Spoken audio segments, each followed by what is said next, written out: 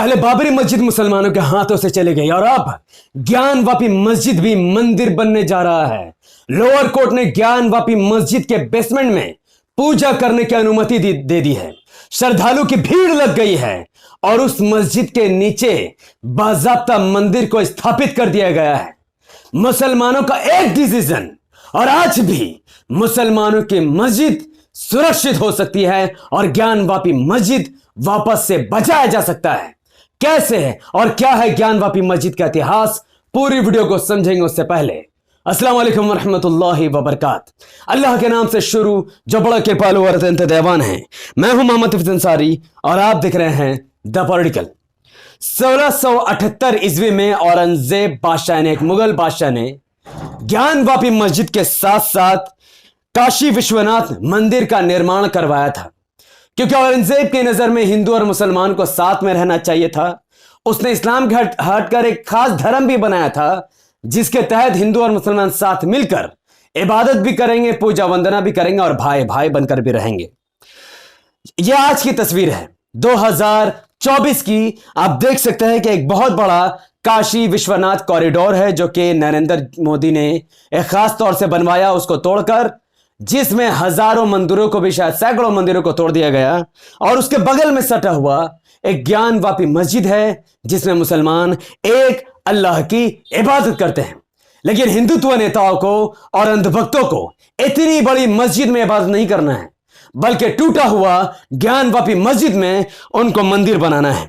यह तमाम का तमाम वाबेला इस मस्जिद के पीछे साइड से शुरू हुआ, जिसमें कुछ पिलर दिख रही है, जिसके पक्ष में हिंदू पक्ष कहता है कि इस पिलर की जो डिजाइन है वो असल में हिंदू धर्म के से मिलता जुलता है, इसलिए यह मस्जिद पहले मंदिर को तोड़कर बनाया गया, ऐसी उनकी आस्था है।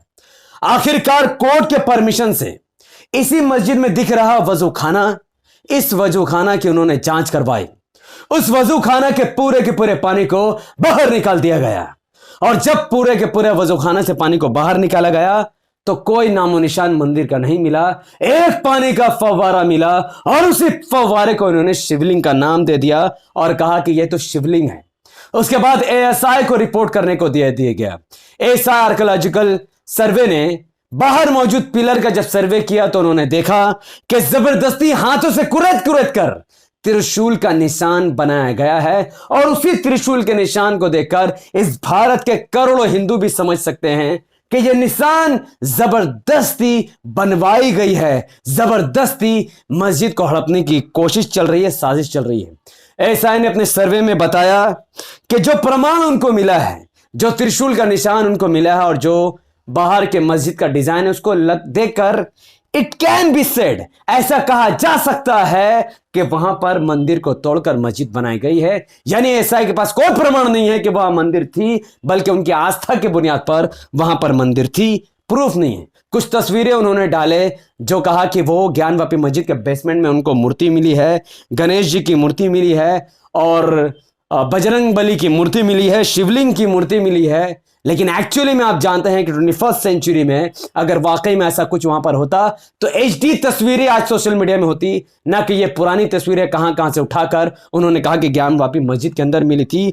उसके बावजूद भी वो कहते हैं it can be said that existed a Hindu temple prior the construction the existing structure. जो आज स्ट्रक्चर मस्जिद वहां मौजूद है, शायद ऐसा हो सकता है कि वो मंदिर को तोड़कर बनाएगा। यही वजह है कि बारिशाह असदुद्दीन ओवैसी साहब एएसआई को जूता मारते हुए कह रहे हैं कि एएसआई आस्था के बुनियाद पर कह रहा है कि वहां मंदिर है, जबकि साइंस के बुनियाद पर आज भी एएसआई के पास कोई सबूत नहीं है। और एएसआई हिंदुत्व की जूती है, हिंदुत्व की चाटुकार है और हमेशा से ही झूठ कहती है।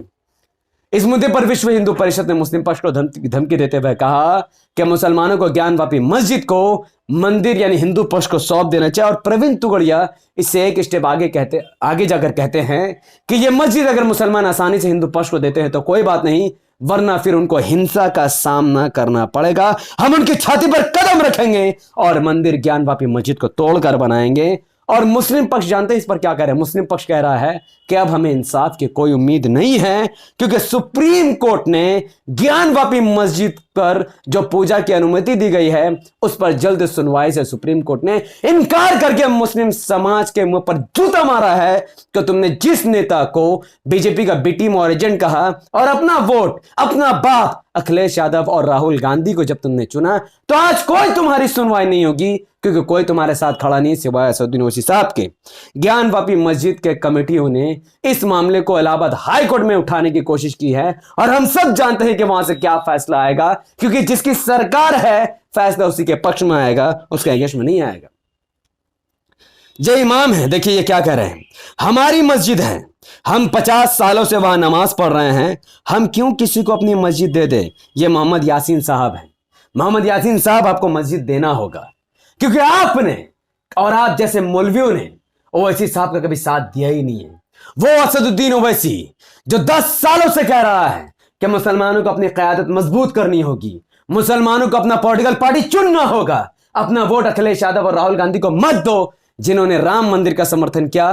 तुम्हें अपना वोट सिर्फ और सिर्फ इमाम को देना होगा। जब तक मुसलमान पॉलिटिकल पावर अपने हाथों में नहीं ले लेता, सियासी ताकत अपने हाथों में नहीं ले लेता, तब तक मुसलमानों के साथ जुल्म खत्म नहीं होगा। लेकिन आप और आपके जैसे मौलानाओं ने ओवैसी साहब को बीजेपी के एजेंट कहा और अपना वोट यूपी में किसे दिया? अखिलेश यादव को दिया। और मैं आपसे पूछता हूं कि आज ज्ञानवापी मस्जिद को लेकर जो फैसला लोअर कोर्ट ने दिया है कि बेसमेंट में पूजा करने की अनुमति दी गई, बेसमेंट के नीचे मंदिर बना दी गई है, ऊपर एक अल्लाह की इबादत होगी, नीचे बेजान मूर्ति की पूजा होगी, ढंढन गोपाला नीचे बजेगा, ऊपर अजान होगी। मस्जिद कितनी बड़ी बेहुरमती हो रही है। नापाक नहाने का जिसका शऊर नहीं है वो नापाक लोग आज मस्जिद के अंदर घुसेंगे। इसकी जिम्मेदारी तुम जैसे मौलानाओं को लेनी होगी, क्योंकि तुमने ओवैसी साहब का नाम खराब किया। पूरे भारत में तुमने दौड़ दौड़ कर कहा कि ओवैसी साहब बीजेपी का बी टीम और एजेंट है और अखिलेश यादव का तुमने कई बार समर्थन किया है। तो मैं आज पूछता हूं, कहां है तुम्हारे अखिलेश अब्बू जो जिनका तुमने समर्थन किया? आज वो क्यों नहीं कह रहा है ज्ञानवापी मस्जिद के हक में? राहुल गांधी क्यों नहीं कह रहा है ज्ञानवापी मस्जिद के हक में? लालू यादव क्यों नहीं कह रहा है ज्ञानवापी मस्जिद के हक में? मायावती क्यों नहीं कह रहा है ज्ञानवापी मस्जिद के हक में? क्योंकि तुम जानते हो कि जिन नेताओं का तुमने 70 साल से समर्थन किया वो नेता एक्चुअली में मुसलमानों के लिए है ही नहीं। सिर्फ बीजेपी से डरते हुए अपने ईमान की कमजोरी के साथ तुमने उनका साथ दिया था। इस ट्वीट को ध्यान से देखिए, इस खबर को। ओवैसी साहब ने वाराणसी कोर्ट को लताड़ लगाते हुए कहा कि हम इस फैसले को नहीं मानते, यह फैसला गलत है। क्या यह हिम्मत राहुल गांधी के अंदर है? क्या यह हिम्मत प्रियंका गांधी के अंदर है? क्या यह हिम्मत अखिलेश यादव के अंदर है? या फिर यह हिम्मत क्या फिर मायावती के अंदर या लालू यादव के अंदर है या ममता बनर्जी के अंदर है? नहीं है, क्योंकि इनको मुस्लिम समाज मुसलमानों के मस्जिद से कोई लेने देने नहीं है। सिर्फ ओवैसी साहब है जिनको लेने देना है। यही वजह है कि ट्विटर में यह ट्रेंड कराया जा रहा है कि देखो ओवैसी साहब रो रहा है। एक हिंदू महिला शुभांगी पंडित कहती है कि ओवैसी रो रहा है, ओवैसी की आंख में आंसू है। क्यों ना हो, इसलिए ओवैसी साहब की आंखों में आंसू दिखे तुम्हें, आंखों में दर्द तुम्हें दिखा, क्योंकि ओवैसी साहब जानते हैं मस्जिद का मुकाम, ओवैसी साहब जानते हैं इस्लाम का मुकाम, मुसलमान को इज्जत, मुसलमानों की इज्जत की परवाह ओवैसी साहब के पास है। इसीलिए ओवैसी साहब की आंख में वो दर्द है। लेकिन वो दर्द राहुल गांधी, प्रियंका गांधी, अखिलेश यादव, मायावती, ममता बनर्जी के आंखों में आपको नहीं दिखेगी, क्योंकि इनको मस्जिद से कोई भी लेना देना नहीं है।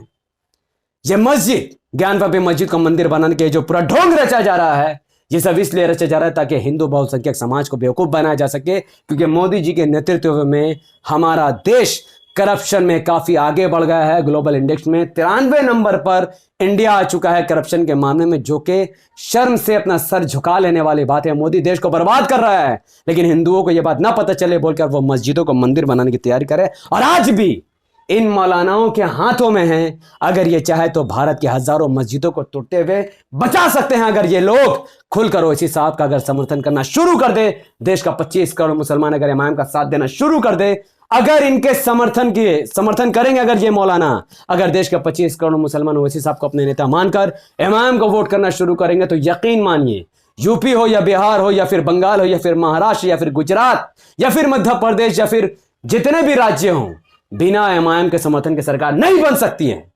इमाम जब चाहेगी यहां सरकार गिरा देगी, जब चाहेगी यहां पर सरकार बना देगी, क्योंकि उत्तर प्रदेश में इमाम 100 से ज्यादा विधायक जीत सकती है, बिहार में इमाम 50 से ज्यादा एमएलए सीट जीत सकती है, वेस्ट बंगाल में इमाम 100 से ज्यादा सीट जीत सकती है, महाराष्ट्र में इमाम 30 से ज्यादा सीटें जीत सकती है। बिहार में भी एमआईएम 50 से ज्यादा सीटें जीत सकती है और एमआईएम पूरे इंडिया में 50 से ज्यादा लोकसभा की सीटें जीत सकती है। अब यकीन मानो, जिस पार्टी के पास 50 से ज्यादा सांसद हो और कम से कम 400 से ज्यादा विधायक हो, उस पार्टी के नेतृत्व में कैसे कोई मस्जिद पर हमला कर सकता है, यह फैसला मैं आपके हाथों में छोड़ता हूं। इस वीडियो को देखने के बाद भी अगर आप ओवैसी साहब का समर्थन नहीं करते तो आप यकीन मानिए, टूटते हुए मस्जिदों को आप देखोगे। और सिर्फ मस्जिद नहीं टूटेगी, खुदा की मार मुसलमानों को भी पड़ेगी। मस्जिदों के साथ साथ तुम्हारे घरों पर भी कब्जा होगा, तुम्हें भी अपने घरों को छोड़ना होगा, जैसे बाबरी मस्जिद छोड़ दिया गया। याद रखना मेरी बात। अगर मेरी बातों से सहमत है, मेरे दिए हुए सॉल्यूशन से अगर आप सहमत है, तो इस वीडियो को लाखों लोगों तक पहुंचाइए। यूट्यूब का एल्गोरिथम कहता है कि जब किसी वीडियो पर लोग लाइक करते हैं, उसके लिंक को व्हाट्सएप, फेसबुक, इंस्टाग्राम पर शेयर करते हैं और धड़ाधड़ अपनी बातों को कमेंट पर रखते हैं, यूट्यूब ऐसे वीडियो को लाखों लोगों तक पहुंचा देता है। तो लाइक कीजिए, शेयर कीजिए, कमेंट कीजिए, इस बात को पूरे भारत के मुसलमानों तक पहुंचाइए, क्योंकि ये टॉपिक, ये डिस्कशन, ये बहुत जरूरी है। अगर मुसलमान इससे अनजान रहे तो हजारों मस्जिदें शहीद कर दी जाएंगी और आप सब तमाशा देखते हुए रह जाएंगे। और आप चाहते हैं कि आप तमाशा ना देखें, तो इस वीडियो को लाखों लोगों तक पहुंचाने की जिम्मेदारी आपको लेनी होगी। हमारे यूट्यूब चैनल द पॉलिटिकल को सब्सक्राइब कीजिए, बेल आइकन हिट कीजिए। अगर आप सब इस वीडियो को हमारे Facebook channel the political news पर देख रहे थे तो इसे लाइक और फॉलो कीजिए, 5 बड़े ग्रुप में शेयर कीजिए। मुझे अपनी दुआ में याद रखें। बहुत बहुत शुक्रिया। अस्सलाम वालेकुम वरहमतुल्लाहि व बरकात। अल्लाह की सलामत रहमत व बरकत तमाम भाई और बहनों पर हो। मैं अल्लाह हबीब पीस अपॉन अस।